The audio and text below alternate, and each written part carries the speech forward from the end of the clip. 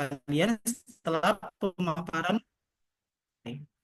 teman-teman juga jangan ragu untuk menggunakan emoji atau menggunakan reaction selama diskusi, serta nanti apabila teman-teman ingin mengemukakan pendapat secara langsung, teman-teman nanti bisa angkat tangan atau raise hand pada saat sesi tanya jawab nanti. Baik, pada hari ini kita akan membahas bagaimana pemerintah daerah dapat mengoptimalkan peluang pendanaan iklim, baik dari sumber domestik maupun internasional. Kita juga akan mengupas tentang kebijakan yang dihadapi serta strategi terbaik nih yang dapat diterapkan oleh pemerintah daerah. Oleh karena itu kita sangat beruntung dapat menghadirkan Bapak Sony Mumbunan, Director dari Magister of Public Policy Climate Change dari Universitas Islam Internasional Indonesia, dan sebagai koordinator dari Center for Climate and Sustainable Finance dari Universitas Indonesia. Selain itu, beliau juga pernah menjabat sebagai lead economist di World Resource Institute Indonesia dan menjadi penasihat kebijakan di kantor staf kepresidenan pada saat pemerintahan Pak Presiden Jokowi. Beliau juga telah menerbitkan beberapa penelitian di jurnal akademik bergengsi yang sehingga tentu saja memiliki pengalaman luas di dalam bidang kebijakan iklim dan pendanaan berkaitan di sektor berkelanjutan. Tanpa berlama-lama, saya persilakan Bapak Sony Mumbunan untuk menyampaikan pemaparannya. Waktu dan layar kami persilakan.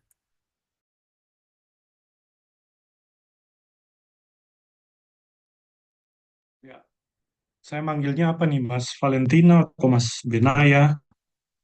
Panggilnya Iben boleh, Pak? Oh, malah Iben, oke. Ya, Makasih ya, saya harus minta maaf terlambat karena perjalanan ke rumah gitu ya. Em, saya mau share slide, mudah-mudahan bisa. Bentar, siap. waduh, sebentar ya. Baik, Pak, tidak masalah.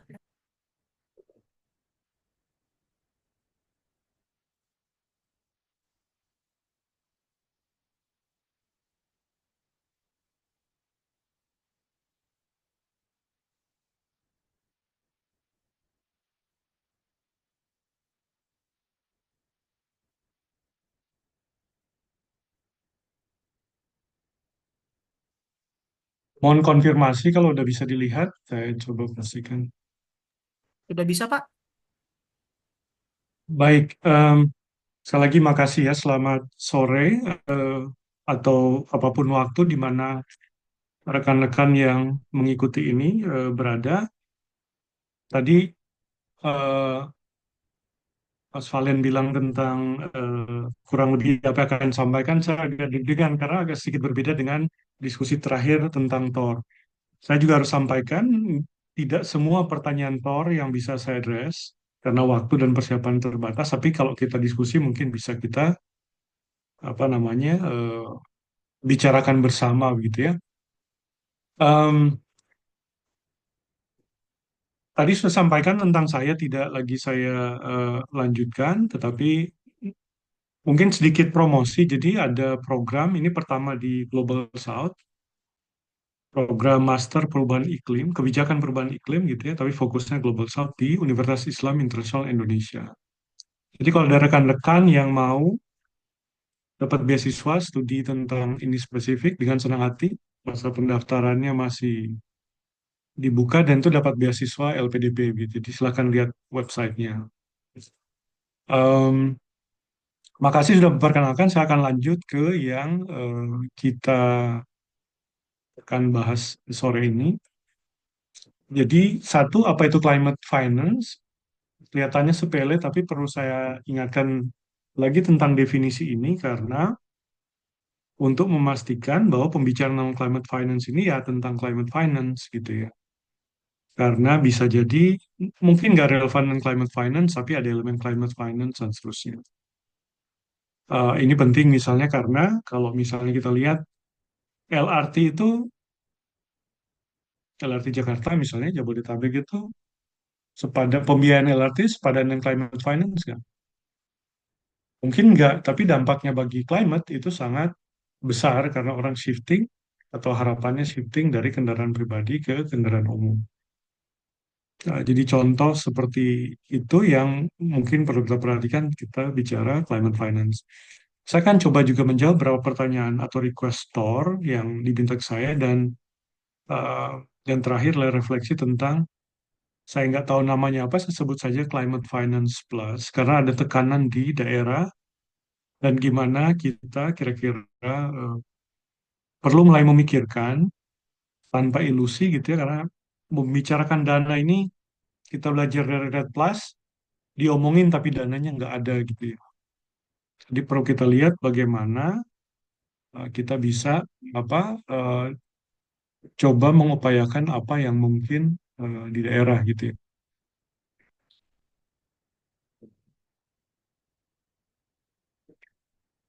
Karena ini sudah kelas kesekian ya, keempat, mungkin ketiga, keempat, atau kelima, saya lupa tadi. Eh, Mungkin sudah pada tahu apa itu climate finance. Ada beberapa definisi, saya ambil yang dari UNFCCC, United Nations Framework Convention on Climate Change. Ini kerangka PBB untuk eh, menangani perubahan iklim.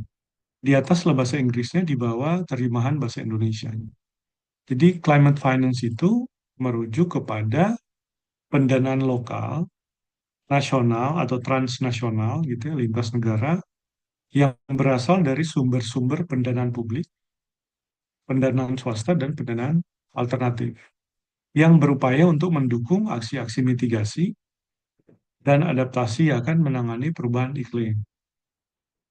Ketika didefinisikan ini masih mitigasi dan adaptasi ya. Sekarang kita udah bicara mitigasi dan adaptasi itu udah campur baur begitu.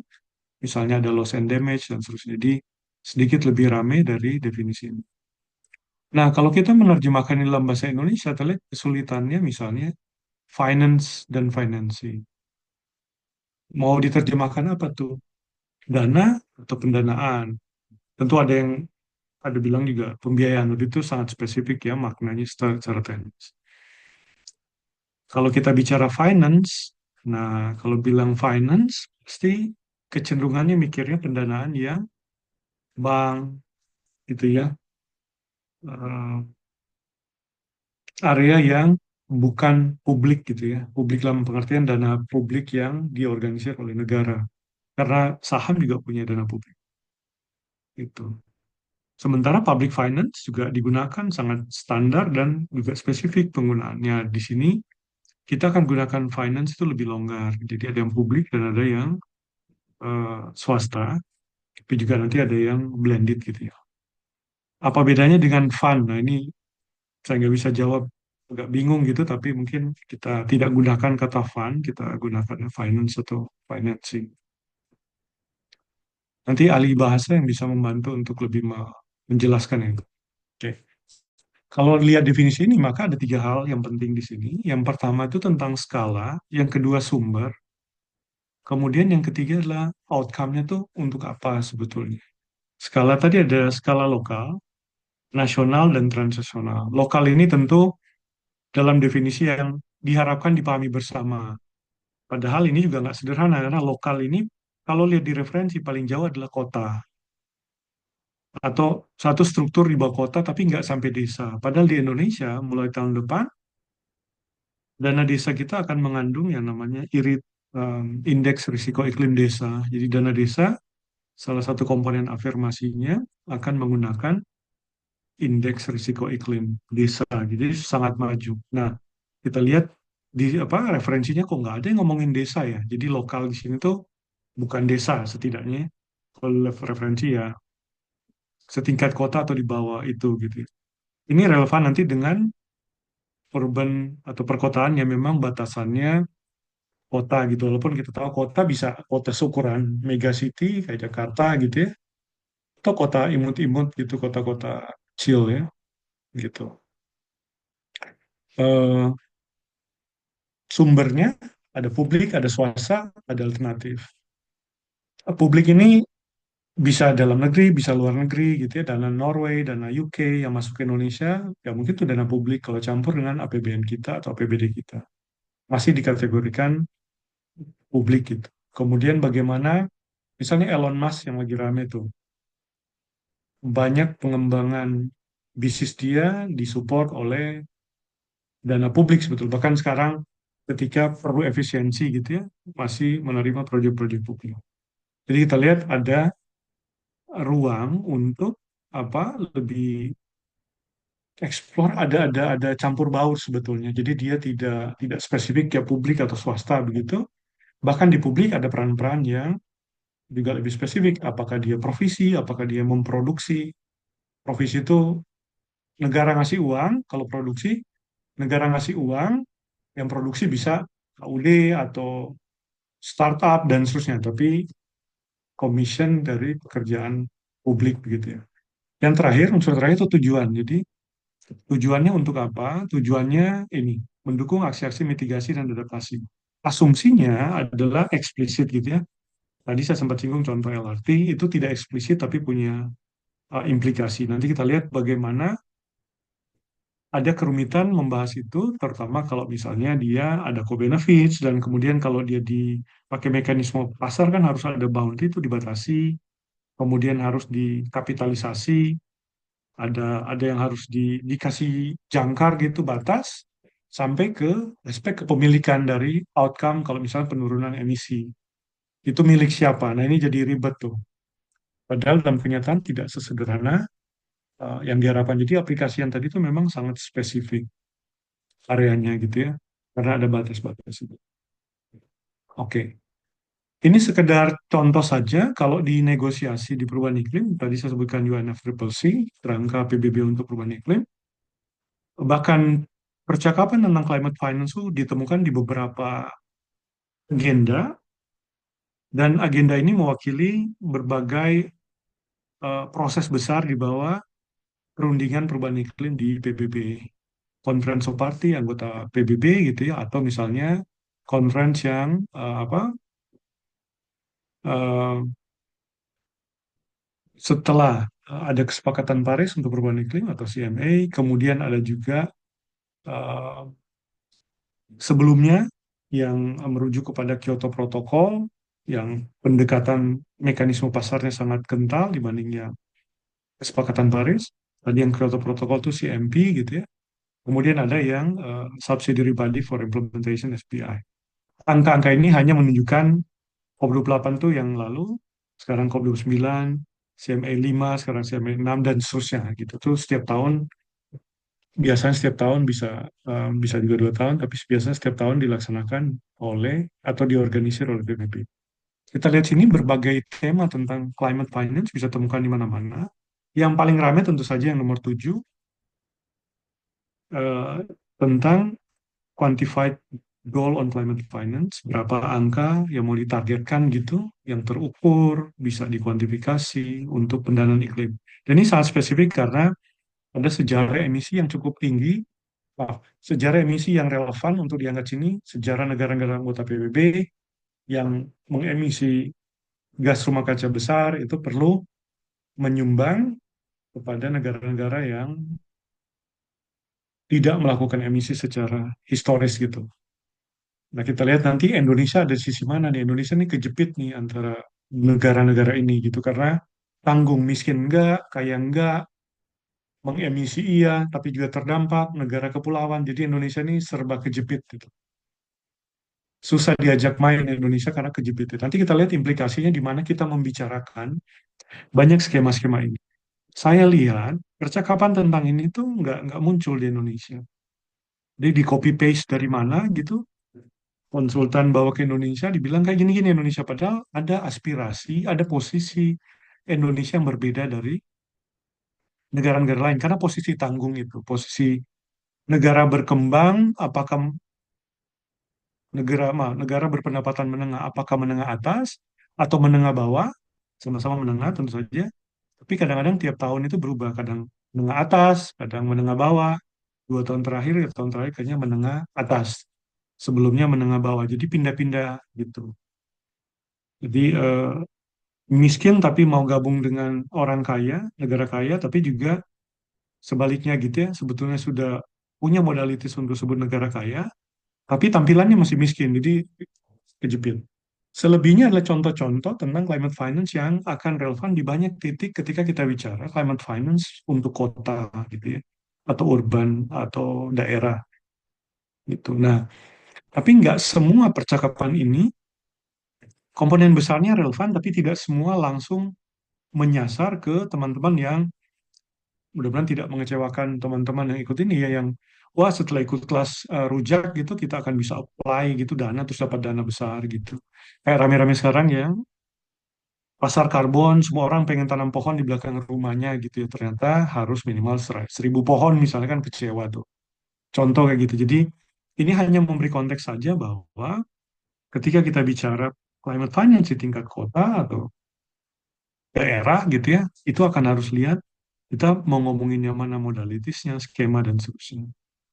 Oke, ini sekali lagi hanya konteks saja. Maaf saya agak agak terlalu lama di sini. Saya coba address beberapa pertanyaan yang diajukan ke saya ya, mudah-mudahan bisa menjawab. Peran pemerintah maaf, pusat dan daerah dalam pengelolaan penanganan iklim di Indonesia. Sebetulnya di perubahan iklim ya, di negosiasi atau di PBB, pemerintah pusat dan pemerintah daerah itu dibedakan. Pemerintah daerah itu masuk kelompok non-state actors. Jadi menarik nih. Di Indonesia tidak seperti itu. Indonesia ya dua-duanya pemerintah. Jadi itu saja sudah satu pembedaan ketika membicarakan ini. Makanya misalnya konteks di Amerika gitu ya, ketika Donald Trump memerintah kembali atau bahkan di pemerintahan pertama, beberapa negara bagian percaya diri untuk bisa melaksanakan perubahan iklim gitu atas inisiatif provinsi atau negara bagian kalau di sana. Nah, Indonesia tidak seperti itu. Kalau Indonesia apa keluar dari kesepakatan Paris misalnya, maka ya pemerintah daerah nggak bisa seperti di negara-negara federal gitu ya, karena negara kesatuan unitary state. Oke, ketika membaca pertanyaan tadi, yang kepikir dengan saya pertama kali pikir, aduh ini tornya pengennya apa gitu ya. Karena yang saya bayangkan negara itu, pemerintah, Pemda, termasuk Pemda, pemerintah pusat dan pemerintah daerah, dia punya banyak peran. Mereka mendalami public finance atau public administration, terutama yang terlatih di Eropa gitu ya, kan langsung lihat peran-peran decision making, implementation, financing, itu bisa ada di layer berbeda. Nah, ini saya beri beberapa contoh bahwa peran itu bisa beda-beda tuh. Ini juga jarang dibahas. Dia bisa menyediakan dana, dia bisa menyalurkan dana, dia bisa menjadi cuma fasilitator saja, dia bisa ya jadi pengguna dana gitu.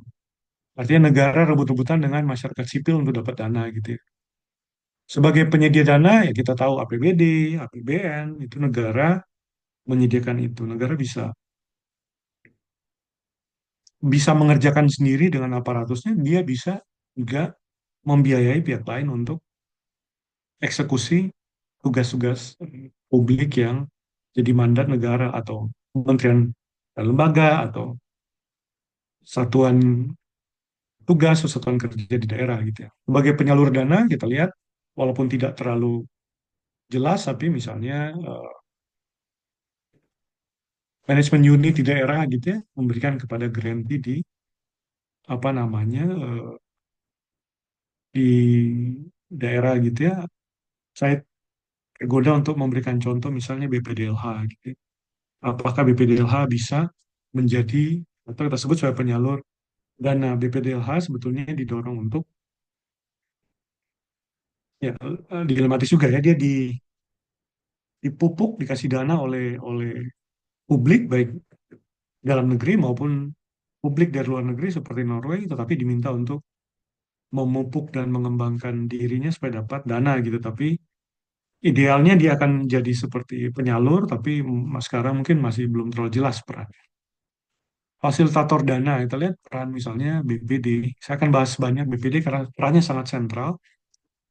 Bank daerah ini mandatnya berubah, tapi kalau kita lihat sejak Indonesia merdeka tahun 60-an itu dia jadi ya agen development bank di tingkat daerah tuh. Itu sudah diatur di Undang-Undang tahun 60-an, bahkan menyediakan bonds ya, obligasi itu sudah bisa dilakukan oleh BPD. Nah, seiring waktu BPD jadi agak lebar nih, mau memisahkan dari peran-peran mandat pembangunan tadi. Kecuali beberapa BPD tentu saja, tapi kayak Jakarta itu sudah, Bank Jabar, sudah mulai, Bambang besar ya, Bambang kategori 1 itu mulai berpindah dari mandat itu.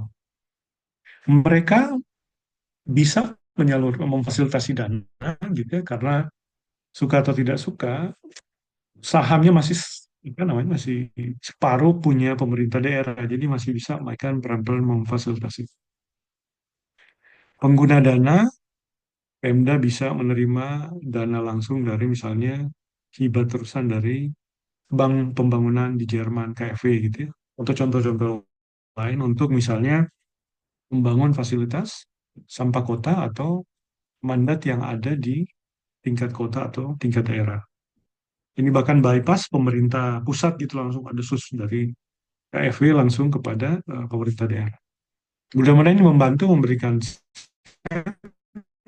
seperti apa sih peran Pemda yang mungkin gitu ya. Bisa kita lihat skala. Pemda ini kita bagi-bagi lagi. Ada ada Pemda provinsi, ada kabupaten kota, dan nanti ada desa. Maka layernya makin banyak, bifurkasinya makin banyak. Apa opsinya makin banyak gitu kemungkinan.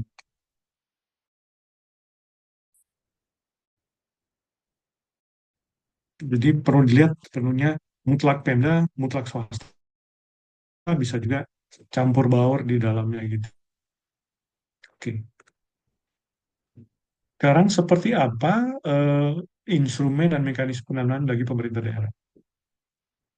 Izin saya kutip yang disebutkan oleh UNFCCC, ini di websitenya bisa lihat.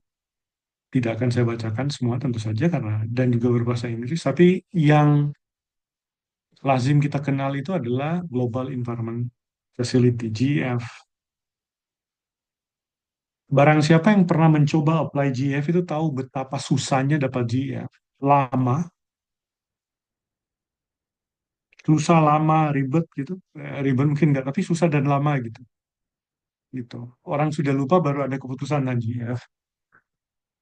Jadi pikir baik-baik kalau mau apply GEF, harus orang yang menulis dan apa proposal yang jago banget gitu. Bayar sendiri khusus menulis proposal. Jadi contoh-contoh dana yang udahlah apa daerah membayangkan aja kayaknya nggak membantu kalau kita mau apply gini. Itu biasa lembaga-lembaga besar. Dan kalau bisa bicara lembaga besar ya mungkin juga bukan lembaga yang ada di daerah. Kecuali lembaga daerah dilibatkan. Kalau dilibatkan berarti implikasi dananya lebih kecil, cuma ngerjain apa yang mungkin dan nggak sustain gitu ya. Yang besarnya ya lead-nya atau konsorsium yang mimpin konsorsium dan seterusnya. Green Climate Fund juga kita tahu bisa lewat juga Kemenq, tentu ada focal point dan seterusnya.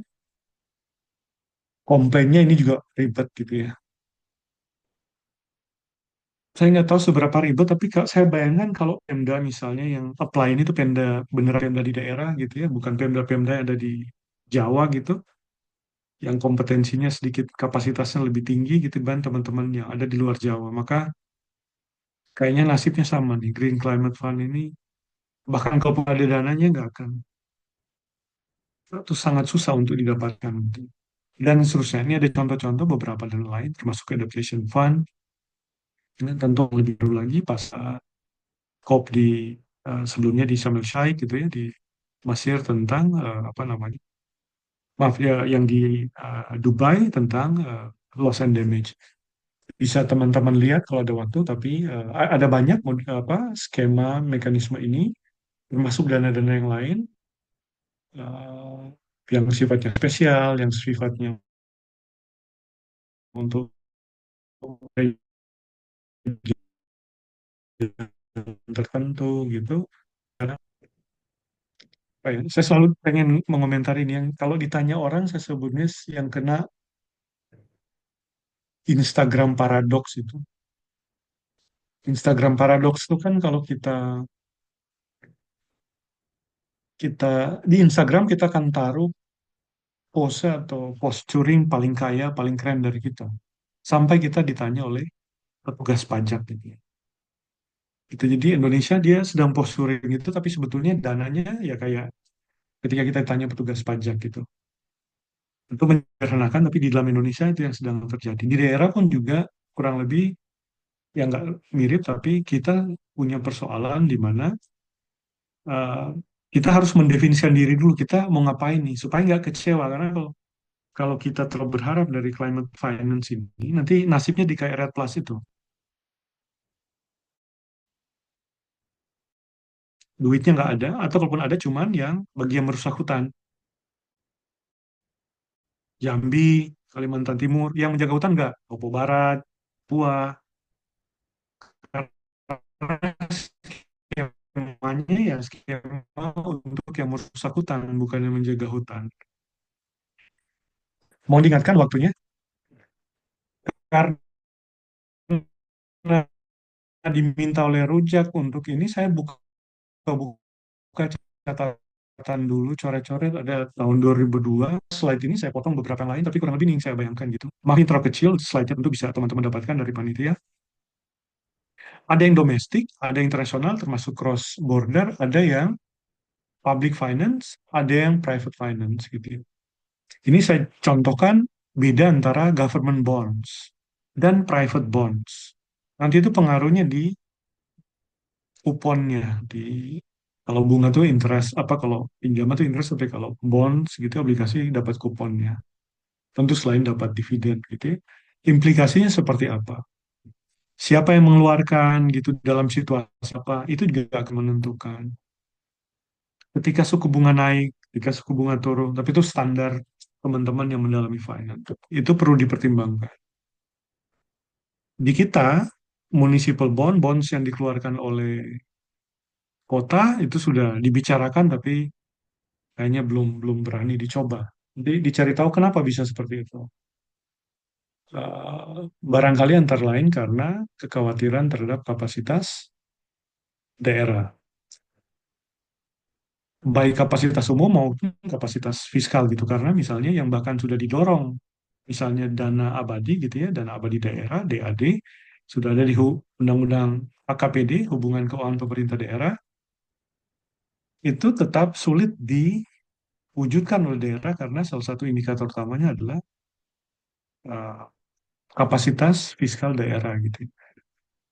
Oke, seterusnya bisa dilihat karena waktu tidak akan saya sebutkan ini dari salt based payment, ada carbon cap tax gitu revenues baik dari sektor basis lain baik hutan maupun mineral ataupun tambang gitu ya. Ada tadi saya sebutkan endowment fund, ada sovereign wealth fund yang paling keren karena dampaknya tapi belum dicoba di Indonesia kecuali untuk bentuk-bentuk tertentu gitu ya.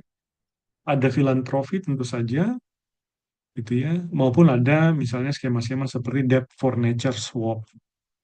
Kita berutang kepada negara-negara maju gitu, Jerman, Inggris, Australia gitu ya, Amerika. Mereka memutuskan menghapus utang kita asal utang ini digunakan untuk misalnya membiayai aksi-aksi mitigasi atau adaptasi di kota gitu ya. Nah, ini apa namanya menarik, tapi kenapa tidak nendang, tidak fly di Indonesia? Saya bisa share gosipnya kenapa, tapi tidak saya share di sini. Tapi ada bincang-bincang internal kenapa ini tidak dimunculkan. Itu perlu saya bilang, tidak dimunculkan, maksudnya tidak tidak naik di Indonesia kalau udah lama nih, udah 10-15 tahun.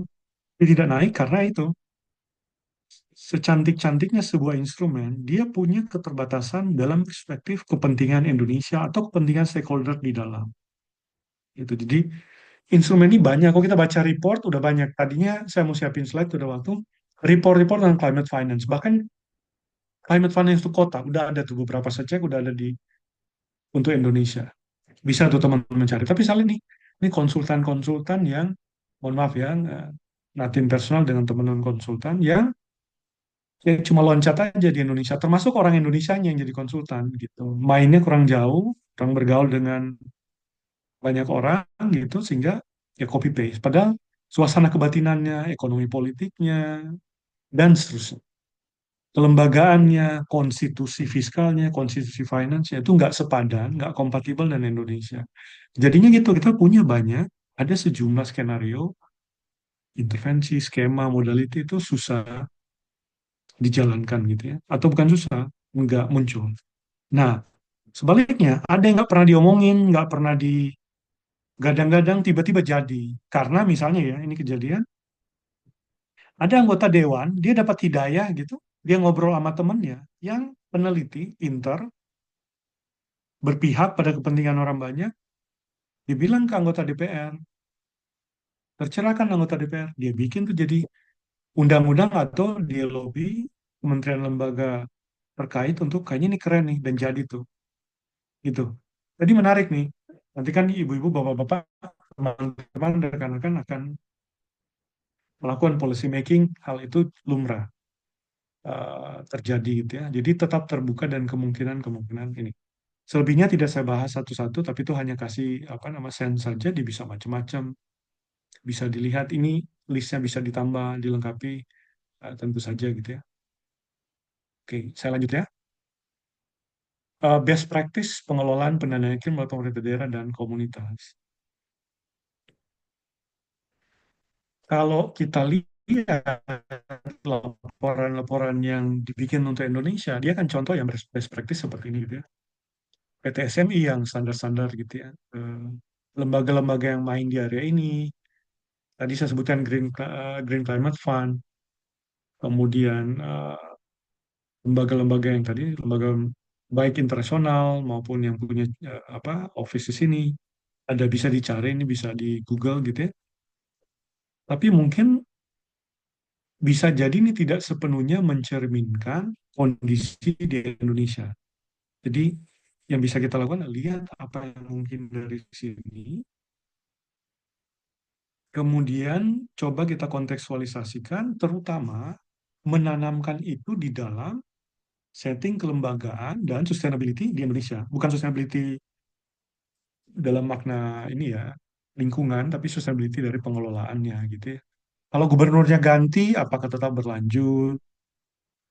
Atau kalau misalnya kepala atau dirjennya atau kepala dinasnya pensiun atau pindah kantor atau pindah posisi, apakah itu terus berlanjut dan seterusnya. Ini yang perlu disesuaikan karena banyak dari inisiatif ini ya imposing itu kayak instructing gitu dan atau tidak mempertimbangkan hal yang lain. Ada juga yang mempertimbangkan saja tapi mungkin bisa kita apa perhatikan gitu pertimbangkan yang lebih kontekstual di Indonesia.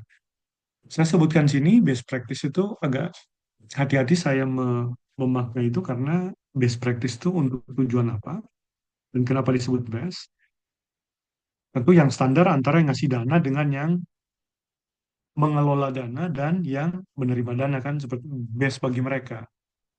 Tapi yang best itu kalau pakai pendekatan cost and benefit itu bisa bisa berbeda-beda.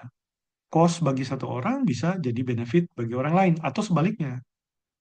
Atau cost bagi satu orang atau satu kelompok tinggi, tapi cost bagi satu orang atau kelompok yang lain itu rendah, walaupun sama-sama cost. Begitu ya benefit gitu ya. Jadi perlu kita lihat, kita lagi bicarakan yang mana nih. Nah, ini yang nanti penting untuk kita mempertimbangkan bahwa bahkan intervensi imut-imut atau cuma satu atau program cuma satu, dia punya interaksi dengan yang lain. Dia punya yang climate scientist sebut sebagai feedback. Ada sinergis, ada feedback, ada dampak positif, ada dampak negatif. Dan dua-duanya saling mendefinisikan. Dia tidak satu tambah satu dua, dia bisa satu tambah satu jadi empat, atau bisa juga satu tambah satu jadi 1,5 atau 0,5 gitu. Karena ada banyak faktor yang bisa saling mendefinisikan. Karena dinamika sistem yang tadi gitu ya. Itu yang kerap terjadi, perlu melihat interaksi ini satu dan yang lain dan kemudian bagaimana itu didefinisikan. Beberapa waktu lalu, izin saya kasih contoh, muncul diskusi tentang cukai karbon. Ini naik karena merespon PPN 12%. Cukai karbon itu menarik, tetapi di beberapa peneliti climate change, economics of climate change itu nggak terlalu disepakati. Mereka lebih sepakat itu carbon tax. Karena lebih transformatif, jangkauannya lebih luas, sektor lebih luas. Kalau cukai karbon kan cuma satu kali ambil, cuma terbatas, dan seterusnya. Jadi pilihan instrumen itu terjadi di mana-mana, bukan cuma di cukai, yang terjadi transfer fiskal, macam-macam gitu ya. Kita perlu lihat gitu ya. Tentu semua baik, tapi beda instrumen, beda intervensi, impact-nya bisa berbeda. Nah, kalau kita harus memilih karena stabilisasi iklim 1.5, 2 derajat Celcius, ada dimensi waktu, speed, scale, maka suka atau tidak suka, kita perlu memilih instrumen yang transformatif, yang impactful kata orang, baik segi skala maupun waktu. Tapi perdebatan itu mungkin belum terjadi, tapi mungkin akan tiba waktunya dia akan harus kita bahas gitu ya. Oke. Ini saya ambil dari laporan menarik Net Zero Cities, bisa Google, bisa dapat City Climate Finance gitu ya. Dia bahas banyak tentang best practices di sini, ada bearish, tentu saja ada best practices. Saya ambil beberapa. Tentu ada yang standar-standar gitu, tapi sekali lagi karena waktu silakan dibaca. Saya mau fokus di satu yang saya warnai hijau. Salah satu best practice menurut ini adalah ketersediaan bridging antara sumber dana yang ada dengan proyek gitu ya, melalui yang namanya facility, facility pendanaan. Saya tambahkan pra pendanaan karena sebetulnya facility itu ada bahkan sebelum pendanaan ada, misalnya capacity building dan seterusnya. Jadi Pemda sebelum mendapatkan pendanaan itu diberikan grant, namanya grant tanpa bunga dong, gitu, bukan utang, bukan grant untuk dikembangkan kapasitas. Tahu kalau harus pakai software, tahu ngitungnya, tahu depresiasi, tahu return, tahu endowment kalau dia skemanya misalnya endowment fund, tahu profit dan seterusnya. Kapan waktu jatuh tempo dan terjadi kapasitas itu dibangun sebelum ada ini, termasuk monitoring, evaluasi dan seterusnya. Gitu. Jadi itu salah satu yang contoh yang terbaik gitu yang best practices yang bisa kita refer. Sebetulnya itu sudah jadi standar kalau di dana-dana utang misalnya World Bank, ADB punya yang multi don apa um, multinational development banks gitu ya sudah mempraktikkan itu. Tapi ya mereka cerdik karena juga itu bagian dari utang yang lebih besar gitu ya. Jadi dikirimkan itu. Nah, kita memikirkan gimana caranya pakai skema itu, tapi misalnya kalaupun dia loan, loan itu nggak selamanya buruk ya. Ada loan yang baik gitu ya. Bisa kita juga pertimbangkan mekanisme seperti ini. Ada Q&A. Oke, ini pertanyaannya. Nanti pertanyaannya kita bahas sekarang atau nanti kita kita bisa bahas ya. Saya selesaikan dulu atau moderator gimana mau kita bahas ini atau? Eh, Pertanyaan dikumpulkan terlebih dahulu, Pak. Nanti akan Oh, oke dibahas oke setelah ya, ya, pemaparan materi sudah selesai. siap. Jadi ingetin waktunya ya. Saya nggak ingat udah ngobrolnya kebanyakan. Siap, aman, Pak. Oke. Nah, facility ini yang tadi sudah ada di jalan gitu, tinggal kita lihat dari so-called best practices menurut teman-teman di Net Zero Cities ini, apakah itu yang kita butuhkan sekarang? Mungkin kita bisa naikkan gitu mutunya jadi lebih baik dengan cara mempertimbangkan apa namanya, barangkali ada area yang bisa dibenahi dari situ. Saya lanjut ya.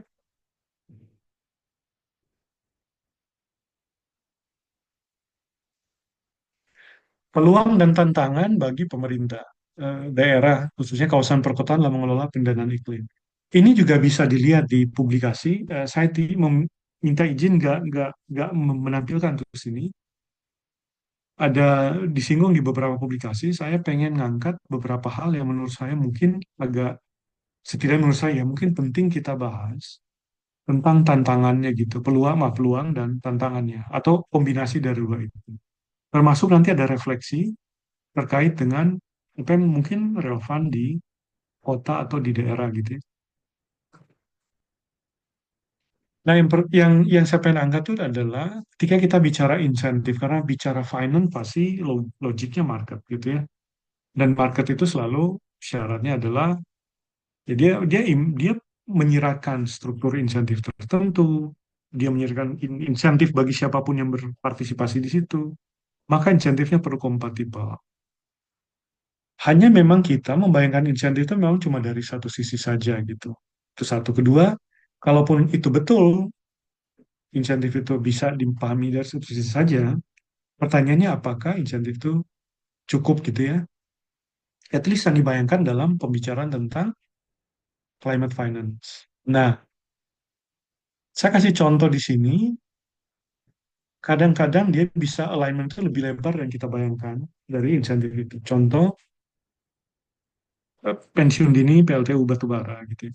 Hmm. Ini antara kepentingan publik dengan kepentingan dari pemilik aset list apa PLTU pembangkit gitu ya, terkait dengan atau termasuk PLN itu tidak selamanya align tuh. Walaupun kepentingan publik itu jelas, siapa nggak mau polusi hilang gitu ya, siapa nggak mau apa namanya biaya kesehatan itu turun karena sumber polusi utama hilang gitu ya, pasti semua mau. Tapi kenapa tidak pernah terjadi gitu? Karena nggak align dengan kepentingan misalnya PLN atau pemilik aset yang kadang-kadang juga menggunakan argumentasi publik. Jadi alignment ini tuh menurut saya perlu mulai dibicarakan. Pentingnya bagaimana gitu ya, supaya ketika kita bicara apa eh, climate finance kita nggak nabrak tembok gitu. Lalu kita cari skema alternatif yang mungkin kita pikirkan untuk address itu.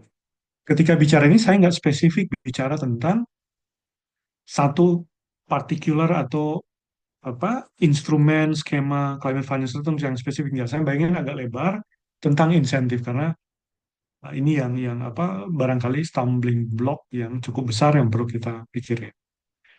Yang lain adalah selain yang alignment insentif tadi, bagaimana dengan yang sekali lagi karena ini climate finance ya, kecuali finance yang public banget gitu ya, yang return secara finansial itu, keuntungan finansial itu bukan penting tapi mungkin nggak bukan yang paling utama. Berbeda dengan kalau yang mendanainya swasta atau gabungan swasta dan publik. Atau apalagi yang walaupun gabungan tapi bunganya tinggi, impact investment misalnya, chargingnya tinggi gitu ya. Nah, berarti kan beberapa proyek yang penting bagi publik itu nggak bankable tuh. Contoh rakyat miskin kota gitu. Sangat penting, super penting untuk kita bela, untuk kita apa penuhi kebutuhan mereka dalam dalam meningkatkan kapasitas adaptasinya gitu ya. Eh, baik ke climate maupun environmental pressure yang lain. Atau loss and damage untuk warga pesisir yang kita tahu sebagian besar kota itu adanya memang karena alasan historis berkembangnya di tepi ya, pantai atau apa muara yang rentan dengan sea level rise dan rob misalnya. Ini contoh-contoh yang mungkin harus kita pikirkan kalau kita mau bicara instrumen. Saya khawatir perlu diingatkan karena takutnya diskusi dan perdebatannya gitu ya memang cuma menyasar ke sini. Nah ini sengaja saya bilang karena yang organisasinya rujak gitu, yang punya visi tertentu tentang pijakan dan kebaikan publik gitu ya. Jadi ini penting untuk diangkat karena selama saya mengikuti ini, baik climate finance, sustainable finance, biodiversity finance, ada tendensi di mana finance itu untuk climate, untuk biodiversity, untuk sustainability, untuk environment itu didefinisikan oleh bankir, bukan oleh mereka yang punya perspektif publik gitu. Nah, kalau teman-teman di gerakan sosial, di CSO, pemerintah daerah, tidak memahami logika terbatas tadi, logika terbatas maksudnya cuma bankir aja, atau ini aja gitu terbatas, maka ya kepentingan publiknya tidak terwakili secara memadai atau berarti. Nah, itu yang perlu kita pastikan. Atau bahkan rugi gitu, rugi di kemudian hari gitu ya. Gitu. Jadi ini titipan mungkin perlu kita apa namanya perhatikan. Nah, saya punya satu refleksi penutup terakhir yang saya sebut sebagai climate finance, cuma 2 slide, tapi agak panjang. Mau diingatkan waktunya, kalau udah habis bisa saya share aja slide-nya, nggak perlu kita bahas. Silakan, moderator, masih ada waktu? Masih ada waktu kurang lebih 5 menit lagi, Pak. 5 menit, oke. Saya coba 5 menit ya. Ini dengan filmnya. Oh,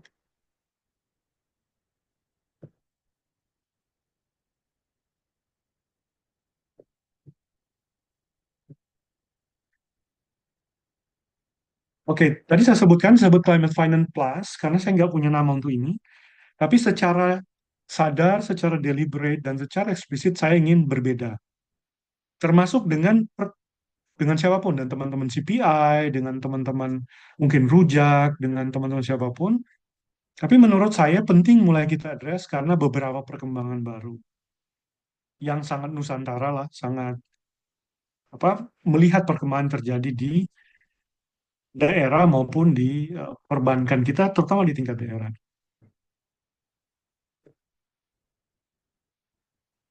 Jadi saya coba hubungkan antara bank daerah seperti BPD, kemudian perencanaan pembangunan daerah dan risiko iklim. BPD ini kan ada banyak ya, 28 gitu di Indonesia, dan itu sudah lama, cukup hampir mirip dengan sejarahnya dan sejarah Indonesia merdeka.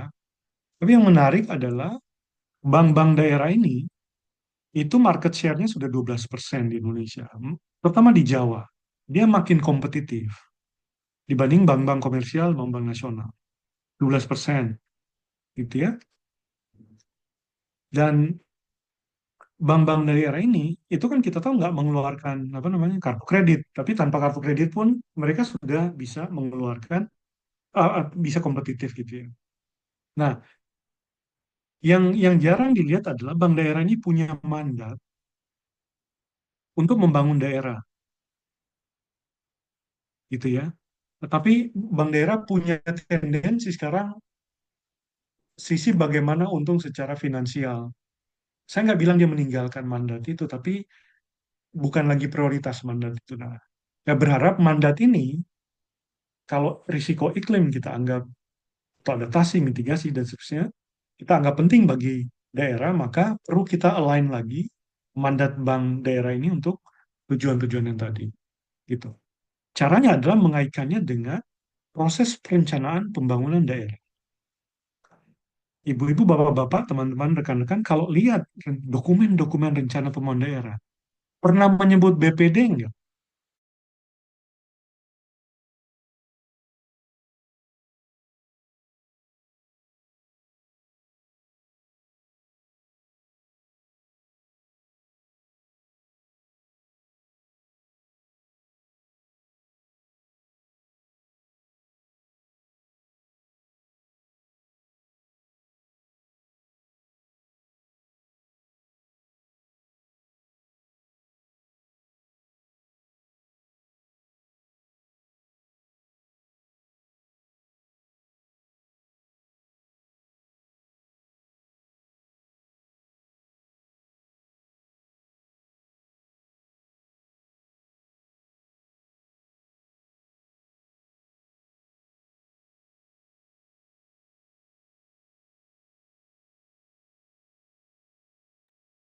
Ya, sepertinya Pak Sony sedang ada masalah sinyal, tetapi juga waktunya juga sudah cukup untuk pemaparan materi.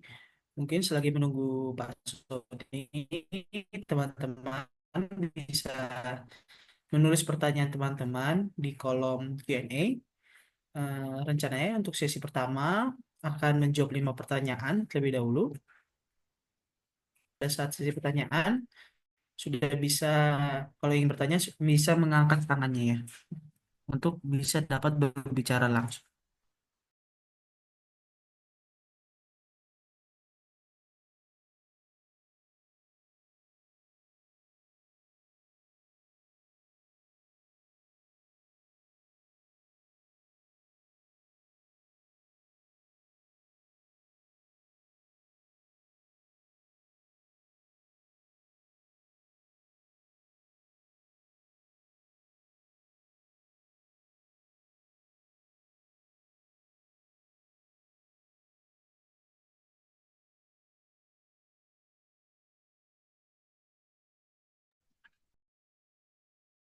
Oh, ini. Mudah-mudahan bisa Bisa, dilihat Pak? ya. Baik. Oke. Nah, jadi yang coba dikaitkan di sini adalah sisi perencanaannya, perubahan iklim, dampak perubahan iklim, kemudian peran bank di daerah ya, ini bank daerah, dan cara cara mengaitkannya adalah dengan melihat outcome indicator dari perencanaan daerah. Jadi misalnya permintaan, harga, tentu yang kalau outcome level itu pertumbuhan ekonomi, lapangan pekerjaan, peningkatan pendapatan. Itu yang perlu dikaitkan. Nah, saya coba lihat, jadi Indonesia tuh bagusnya sudah punya dokumen yang namanya Rencana Pembangunan Rendah Karbon Daerah. Dulu kita punya peran GRK, tapi sekarang ada yang perencanaan tuh lebih spesifik lagi, RPRKD, Rencana Pembangunan Rendah Karbon Daerah, yang sebelumnya ada juga yang exercise itu namanya Indonesia Green Economy Model. Gitu ya. Modelnya masih mirip-mirip sebetulnya oleh Bappenas, tapi ini dua masa yang berbeda, tapi kita coba bandingkan mana yang indikator-indikator itu sudah digunakan. Ini saya coba lihat dari RPRKD Jawa Barat, Riau, Sulawesi Selatan, Papua Barat. Kemudian untuk yang Ajam itu ada yang Jakarta, DKI, kemudian Kalimantan Tengah. Yang warna kuning itu adalah indikator-indikator yang dari sisi climate itu sangat penting untuk ekonomi lokal gitu. Nah, jadi kita punya modalitis di perencanaan, kita punya modalitis di bank daerah yang perlu kita konekkan. Nah, ini yang perlu kita pikirkan. Karena suka atau tidak suka, bank-bank daerah tuh makin kompetitif.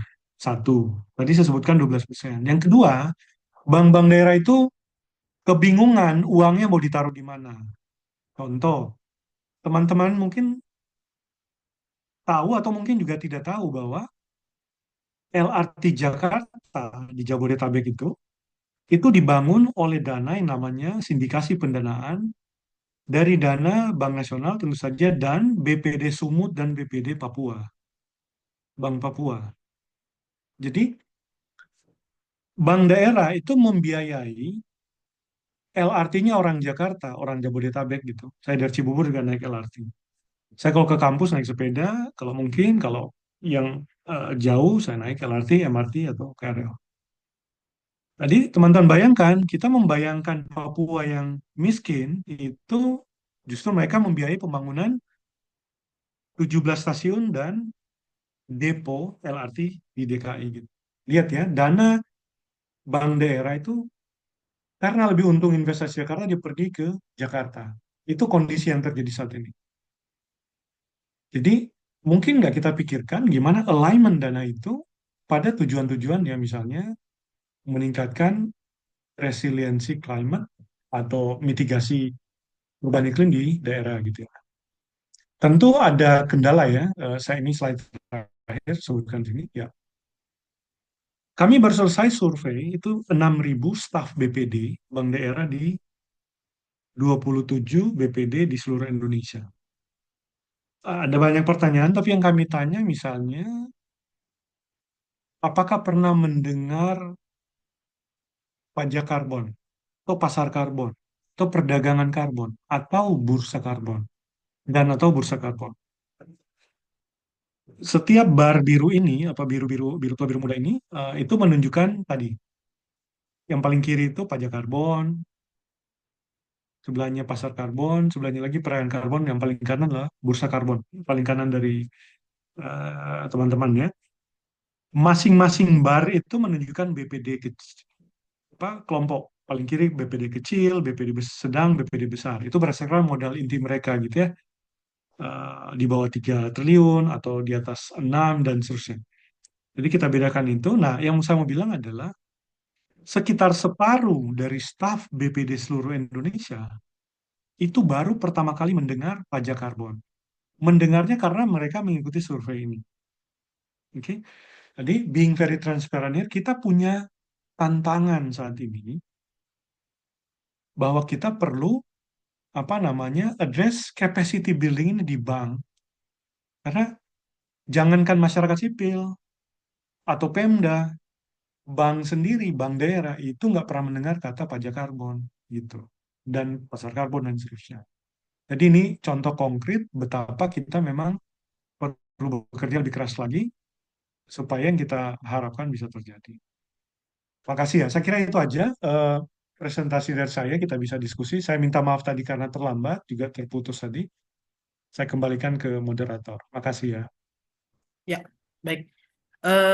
Terima kasih banyak Bapak Sony atas insight-nya yang sangat menarik. Apalagi saya sangat baru mendengar kabarnya tentang pendanaan LRT itu dari BPD Sumut dan Papua. Itu jujur nanti sangat menarik dan mungkin nanti akan saya dalami lagi.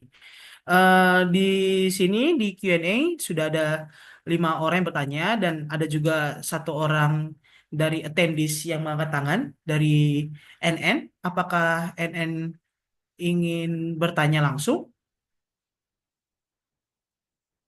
Eh,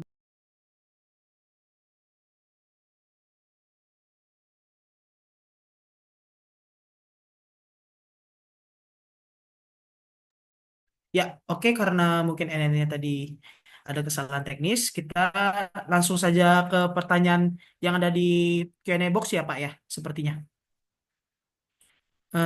Pertanyaan pertama dari Mas Yobel Novian Putra. Sore Pak Sony, sepemahaman saya secara historis, climate finance pada dasarnya adalah pendanaan yang khusus ditujukan untuk membayar climate debts dari Global North countries ke Global South untuk climate reparation. Jadi tidak semua finance yang bertujuan untuk aksi mitigasi itu sejatinya adalah climate finance.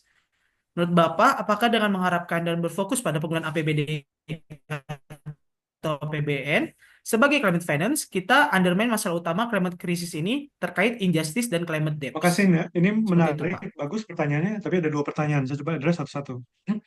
Yang pertama, secara Ya, historis betul, makanya tadi penting saya tunjukkan gambar, saya tunjukkan definisi UNFCCC, tetapi saya tunjukkan juga tadi tentang elemen-elemen yang ada di dalam misalnya kerangka perubahan iklim PBB. Makanya saya karena waktu saya contohkan NCQG, New Quantitative apa goal itu yang sebetulnya itu mendefinisikan angka baru yang diberikan dari negara maju kepada negara berkembang. Yang kita tahu di balik itu adalah terkait disampaikan tadi historical emissions atau kalau bahasa yang lebih politis itu namanya climate debt dan seterusnya. Ya global north, global south itu ya mungkin aneks 1, aneks 2 ya bahasa teknis. Jadi betul, tetapi di definisi tadi tidak eksplisit sebutkan, tapi di balik itu kita tahu ada dimensi historis yang disampaikan tadi eh, relevan gitu ya. Nah, ini menarik yang kedua nih. Kalau kita pakai penggunaan APBN, APBD, maka bagaimana dengan yang dimensi tadi? Historical emissions, common but differentiated responsibility, dan seterusnya. Ini yang ingin saya kaitkan dengan yang saya sebut tadi, posisi kejepit Indonesia. Secara pribadi, saya setuju dengan statement tadi, atau yang pertanyaan ini, karena memang ada historical emissions. Tapi ini problematis karena beberapa hal. Pertama, kita sedang ada percepatan, tadi ya, 1,52 derajat yang ada batasan waktu. Kalau terus tuding-tudingan harus ini dulu itu dulu tanpa ada yang memulai atau melakukan bersamaan ini jadi problem tuh. Makanya kita naik yang sama-sama di satu kapal, kapal yang sedang tenggelam kan nggak boleh tuding-tudingan tuh. Siapapun melakukan upaya yang mungkin. Sambil kemudian kita bilang yang punya utang historis itu, lu kerjain dong gitu. Sambil kami juga nggak harus nunggu kalian. Kami lakukan yang kami mampu. Kami itu Indonesia, kami mampu sambil minta tolong dibantu. Makanya NDC kita ada yang namanya conditional dan unconditional, upaya sendiri dan bantuan internasional, gitu-gitu. Ini jadi saya coba tarik ke semantik di negosiasi. Nah, jadi balik ke sini bukan menolak itu, terus saya setuju kalau ada lebih baik lagi, tetapi kita lihat apa target kita bagi humanity tadi, stabilisasi iklim. Nggak boleh nunggu-nunggu kapalnya lagi sedang tenggelam nih. Gitu.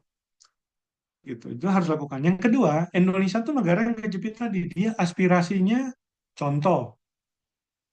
Tadi saya sebutkan tentang nature, debt to nature swap. Udah dikasih sama negara-negara yang ngasih kita utang, kenapa Indonesia nggak mau? Kenapa coba? Kalau nggak direkam, saya bisa share. Tapi poinnya gini, poinnya Indonesia punya aspirasinya sendiri.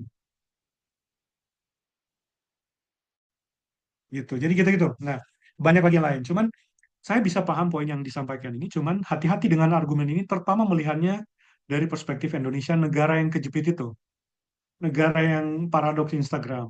Kalau negara yang small islands banget, miskin banget, itu out of discussion. Harus dibantu mereka, apa, nggak inilah, nggak diharapkan. Jangan kayak Indonesia yang kejepit tengah, atau kayak Turki yang lenggak-lenggoknya kaya, tapi ketika mintain duit nggak ada duit gitu. Jadi apa namanya, kita perlu lihat konteks negara-negara member state dari ini. Selebihnya bisa saya jawab banyak, tapi karena waktu saya loncat ya. Silakan, ada lagi yang lain?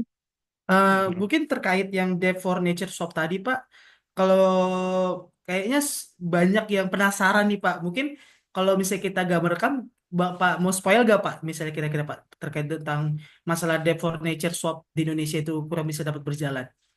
Dari Mas Yobel, melanjuti yang tadi, bicara tentang sustainable dan climate bonds, baik di level munisipal dan nasional. Kira-kira apa hambatan utama penerapannya di Indonesia? Pada proyek apa, seperti apa bonds cocok diterapkan? Dia memberikan contoh pada kelas kemarin dari Kak Tiza Mafira dan juga dari Bapak tadi sudah menyebutkan terkait dengan pensiun dini PLTU batubara ya. Tidak cocok karena banyak yang tidak bersifat profit center dan small in scale gitu. Jadi menurut Bapak kira-kira bagaimana proyek apa yang cocok untuk climate bonds diterapkan di Indonesia seperti itu, Pak? Baik, ini menarik ya, tapi saya coba tackle pertanyaan kayak plumber gitu, kayak orang benerin ada mampet gitu. Jadi saya nggak masuk kategori bisa atau tidak, atau profitable atau tidak kayak Mbak apa bisa bilang ya. Kita coba lihat. Satu, saya sebutkan di slide-slide awal bahwa skema dan instrumen itu bisa berbeda-beda. Bahkan di dalam skema dan instrumen itu bisa berbeda tuh. Walaupun skemanya sama, instrumennya berbeda. Instrumennya sama, tapi di dalamnya bisa berbeda. Um,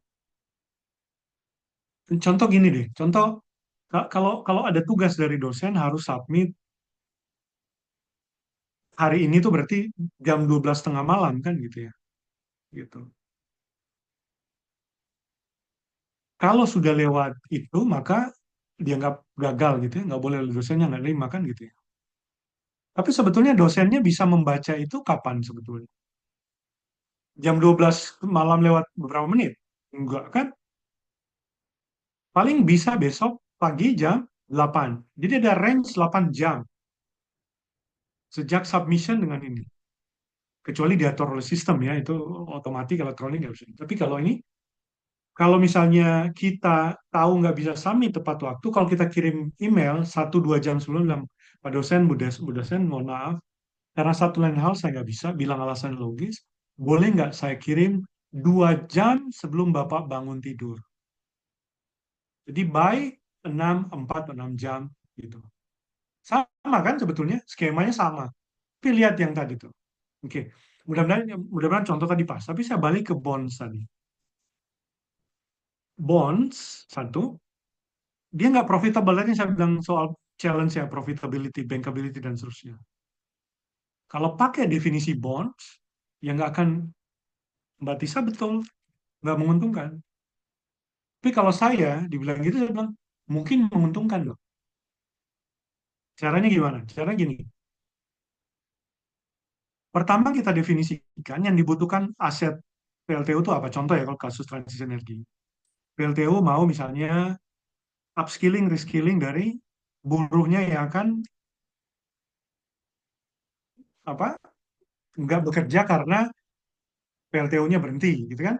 Pensiun dini. Oke. Kemudian ini ditawarkan ke bank. Bank yang katakanlah dia issue currency denominated bonds, green bonds, sustainability linked bonds, atau kalau mau masuk surga, green sukuk, dan seterusnya. Oke? Kita ngobrol dengan bank. Rujak nih, Mbak Elisa datang sana, ditemani orang kampus gitu, atau Pemda, terus bilang, ini kondisinya, kami tahu ini nggak bankable, nggak menguntungkan. Tapi bisa nggak kalau kayak gini? Kami punya info, green bonds Anda tuh bank ya, bank besar, Big Bank BRI, Mandiri, BNI, dan seterusnya. Kami punya info bahwa proceed dari bank, dari green bonds Anda, yang sudah keluar berkali-kali share itu, itu sulit disalurkan. Kalaupun bisa disalurkan cuman untuk sustainable sawit dan seterusnya. Boleh nggak? Ini Mbak Elisa, saya, kemudian orang Pemda bilang, boleh nggak? 5% atau sekian persen dari dana yang nggak bisa disalurkan itu dikasih ke program capacity building, membiayai program capacity building untuk reskilling dan upskilling, just transition. PLTU mana itu, Cirebon misalnya. Oke? Nanti hasil keberhasilan ini itu didokumentasikan dan dijadikan jadi unsur premium dari apapun yang mau digunakan oleh BNI atau Mandiri atau BCA atau BRI misalnya. Jadi dia punya monetary gain atau non monetary gain yang dapat dari dia alokasi yang tadi itu, yang bonds tadi. Nah, area kayak gini kan mungkin, betul nggak?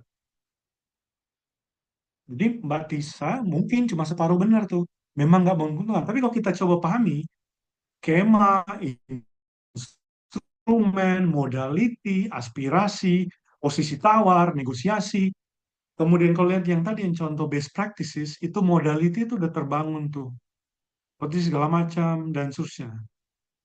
Ada kredensial dan seterusnya. Itu bisa bisa bisa bisa diupayakan gitu.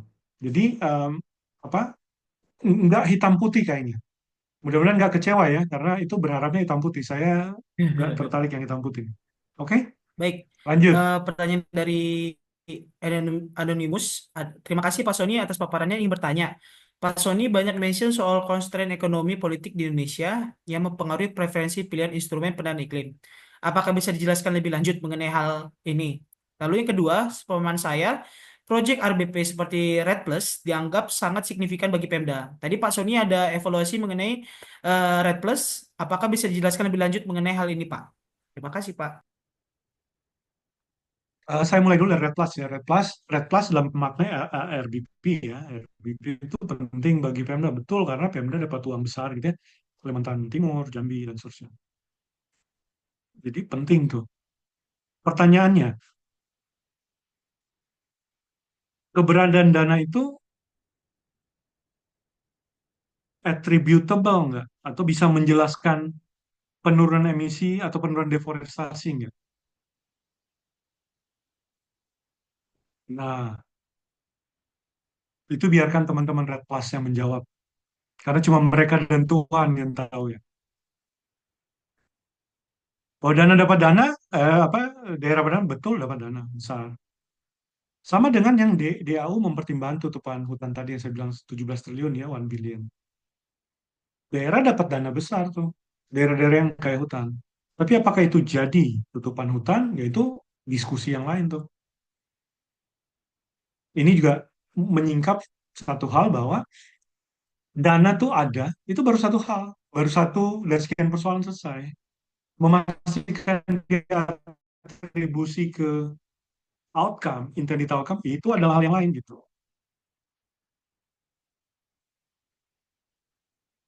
Oke, tadi yang political economy, itu menarik tuh. Ya, Apa tadi saya eh, lupa ingat pertanyaan. sebentar Pak. Political economy. Yang ketiga pertanyaan. Oh, baik. Ya, pertanyaan berikutnya yang political. Yang ada. Ini. Oh ya, yang pertanyaan yang tadi ya Pak, ya, terkait constraint ekonomi politik di Indonesia yang mempengaruhi preferensi pilihan instrumen pendanaan iklim.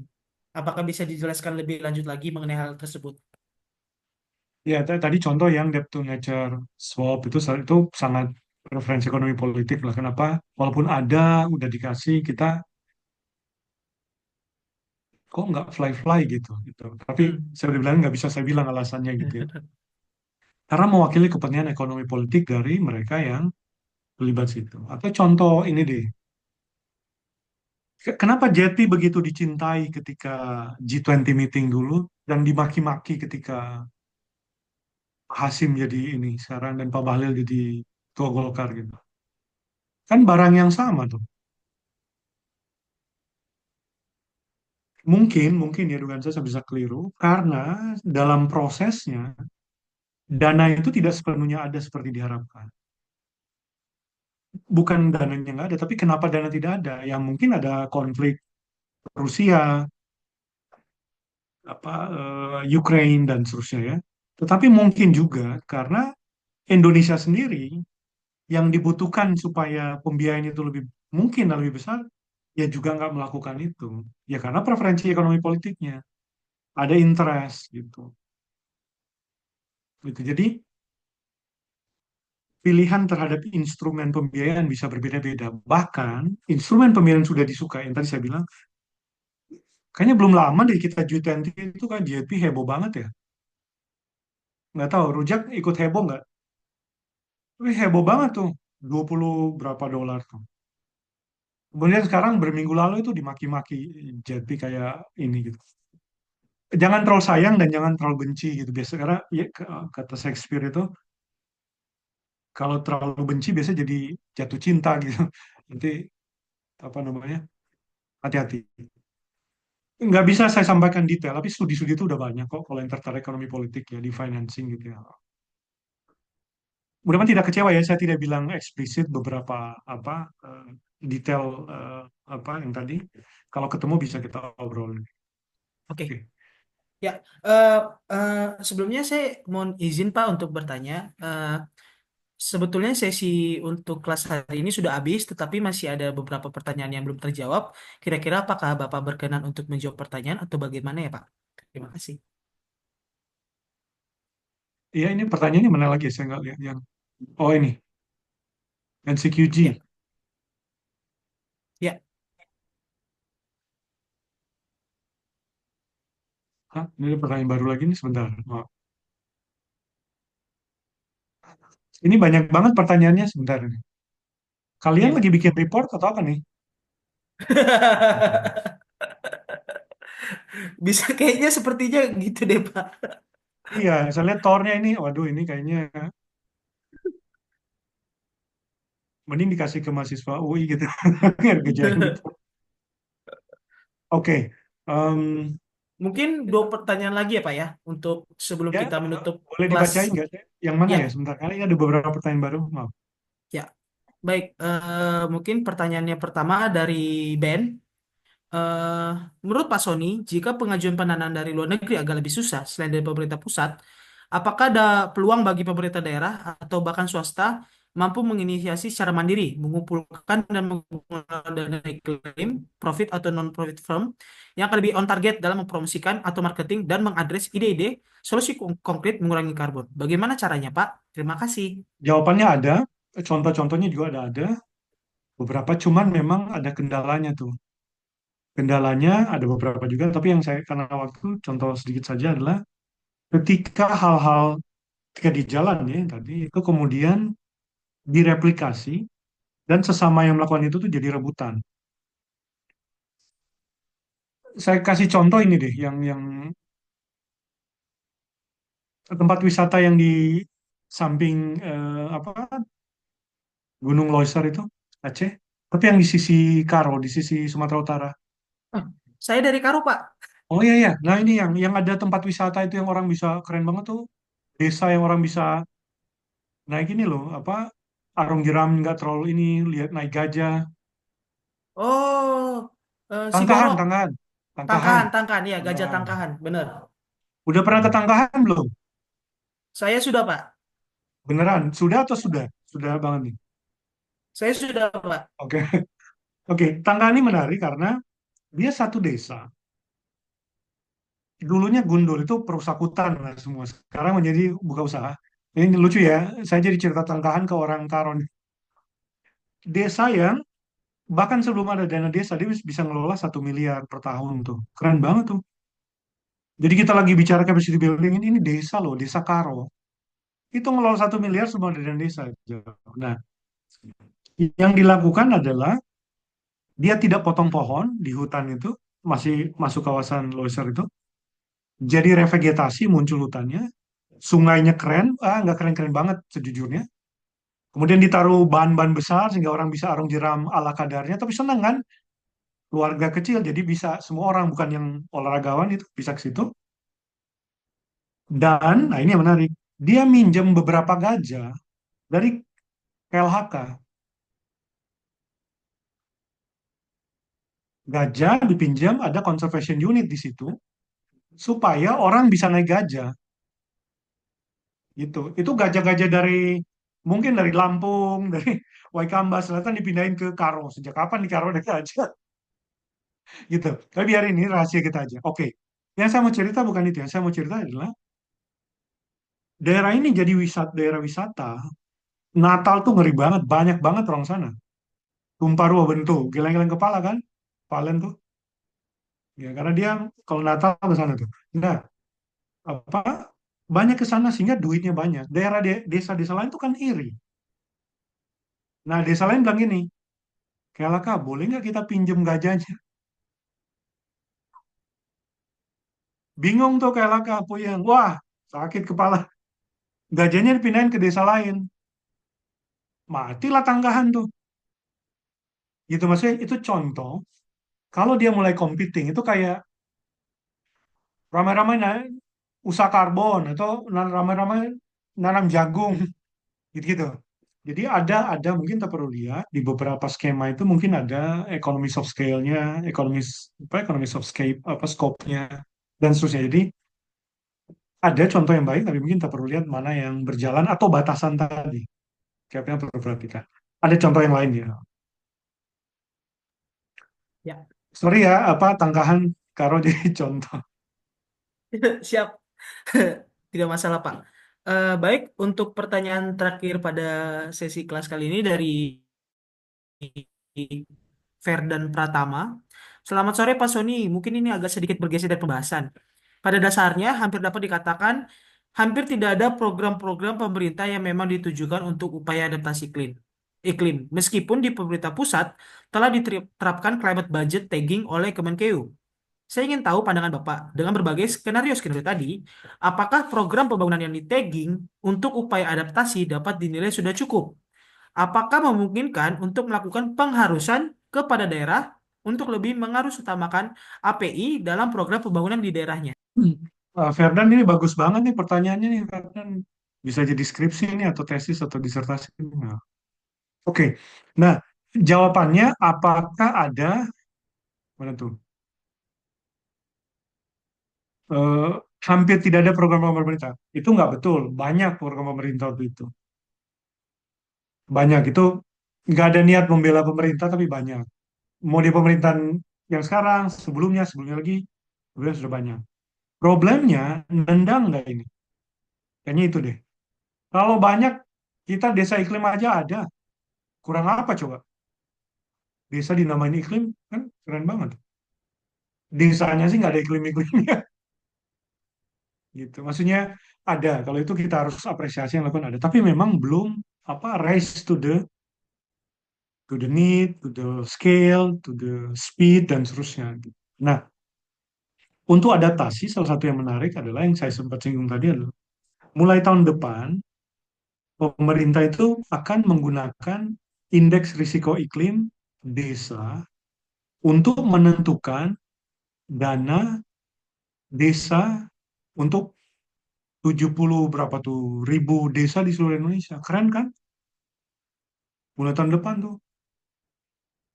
Gitu. Jadi itu sedang digadang, digodok gitu, gadang dan godok oleh Kemenkeu, Kemendesa, apa namanya,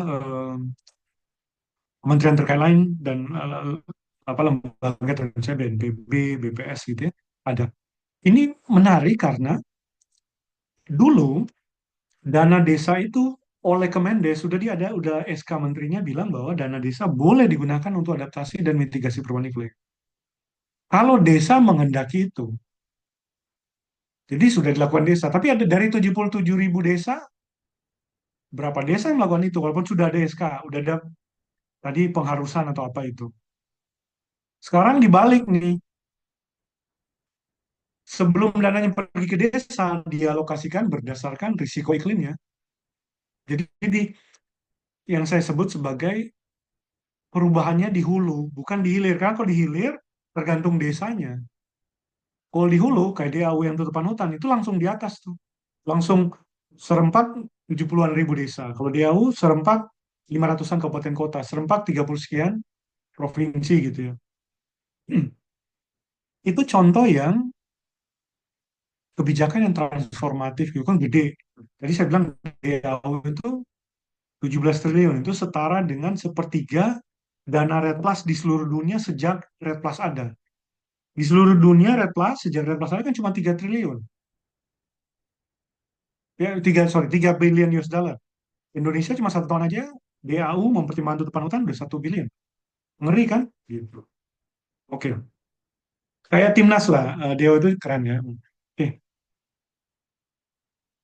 Ada lagi yang lain? Kalau nggak bisa kita akhiri, teman-teman ada yang mau sholat mungkin ya. Iya, oke. Baik, mungkin untuk sesi kali ini cukup begitu saja, Pak. Terima kasih banyak Bapak Sony sudah meluangkan waktunya serta sudah memberikan ilmu serta insight-insightnya pada teman-teman semua dan kepada saya. Semoga teman-teman yang dapat menghadiri di sesi dari Urban Climate Finance yang keempat ini dapat terjawab dan dapat bisa lebih ingin tahu lagi dan jangan lupa untuk mengikuti sesi Urban Climate Finance di berikutnya. Sekali lagi terima kasih banyak kepada Bapak Sony. Sampai jumpa dan selamat malam.